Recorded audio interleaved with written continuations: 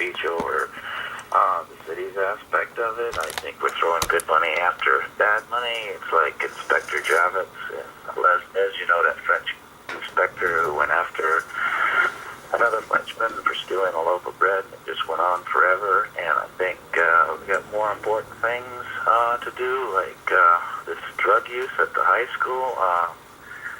I might be anecdotal stories and not a big enough sample taken, I think, but I think from my own experience talking to kids, there is some serious drug use. They're doing serious prescription drugs and others the way, in my age and your age, Greg, we might have, smoked a doobie out by the stumps or snuck a beer.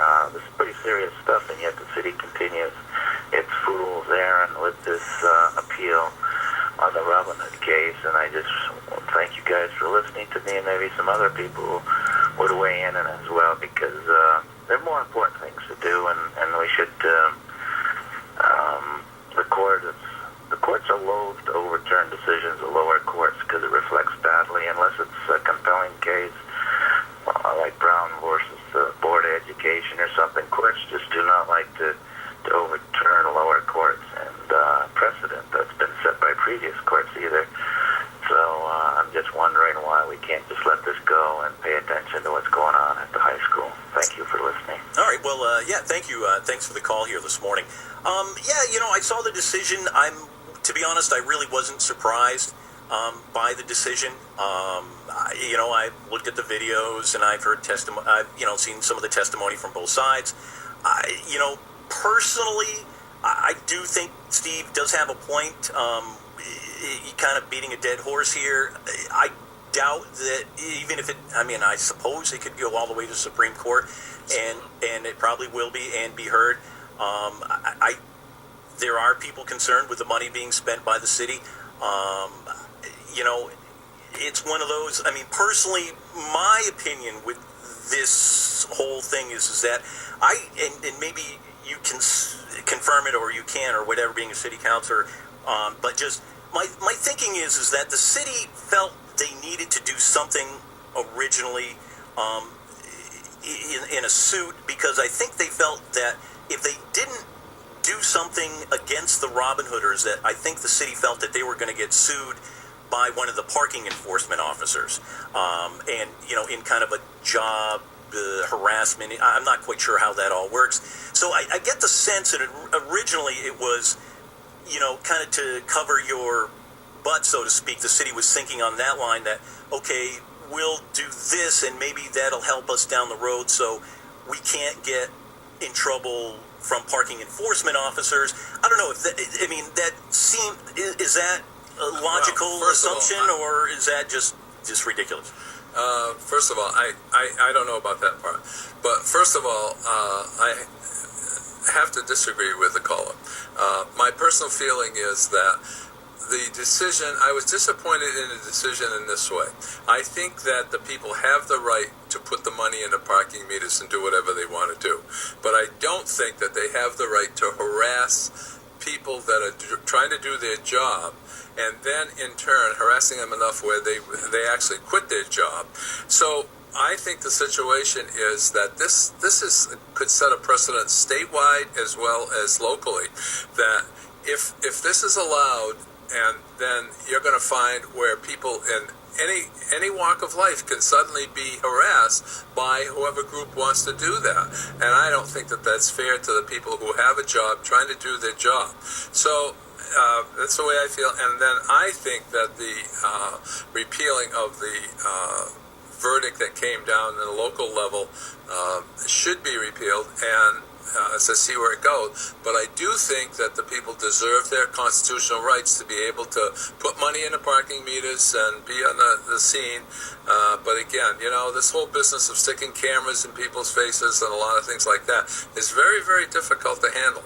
And I went through that myself as the mayor, and I know what it is. So It's going to be an interesting thing. It's not going to be an awful lot of cost to the city. There is going to be some cost to the city. It's going to cost about an additional $15,000, which was in the paper, and so on. And sometime when we think about the budget of whatever it is for the whole city, $15,000 isn't too much. But it will set a precedent not only for the city of Keene, but also for many other towns and cities for the state of New Hampshire. So I think it's a very, very important decision. All right, okay, well, very good. And I think also, too, I heard Dan talking about last week, and this is the city thinking about going to a parking kiosk system where more or less you would go up to a kiosk, you would buy you'd buy some time to park, put it in your car on the windshield, and it would, whatever, length, 2 hours, 1 hour, whatever. And then if the parking enforcement officer saw that time was up, you get a ticket. If you need more time, you can go back to the kiosk and get another ticket, I guess, I assume. Well, no, the way it works, Greg, is this: you can do it from your telephone. So let's assume you put 2 okay, hours. so they're actually going to use an app like on a Right, smartphone. that's what's going to happen. You use an app like that, and then also that happens is, let's assume you plan to be away for 2 hours, but suddenly it doesn't work right. You can redo that right from your phone. Add more time so you won't get a ticket, which is the good part. And then if it is expired and you don't do anything about it, then there's a signal that goes to the officer, and they know where that is. And when they're making their rounds, and they stop, and we'll give you a ticket, of course, right, if you don't pay it. But it's a little bit different situation. It's something that we're looking into quite seriously and carefully, and see what we want to do about that. But it's got some great potentials. It's already being used in several other cities, and so we're taking a look and see if it's going to be something that would work here. Yeah, and also, too, just on the surface and thinking about it, that would, in a lot of ways, eliminate, the harassment problem or the perceived harassment problem, whereas there wouldn't be any meters to plug. That's correct.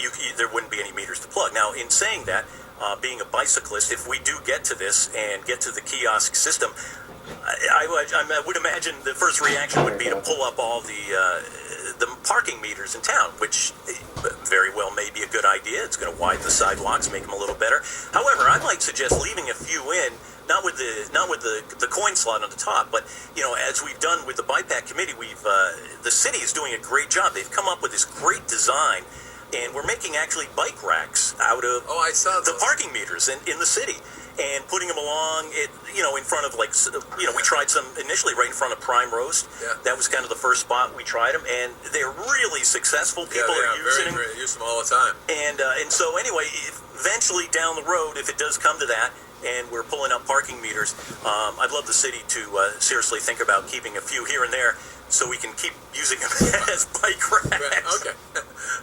I think that could be worked out. Yeah, I don't think that would be too bad. Definitely.